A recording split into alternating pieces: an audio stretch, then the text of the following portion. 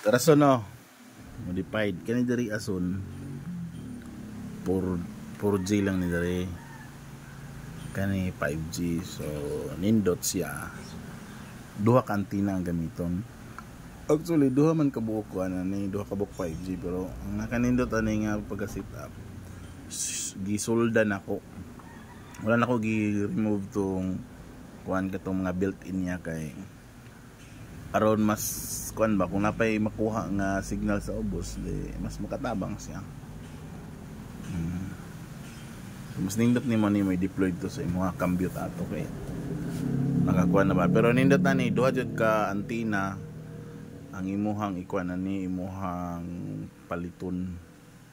Duha ka outdoor na antenna ba, medyo gastos siya pero at least masulit nimo ba katong outdoor na antenna nga kuha na siya na ay 5G o 4G capability.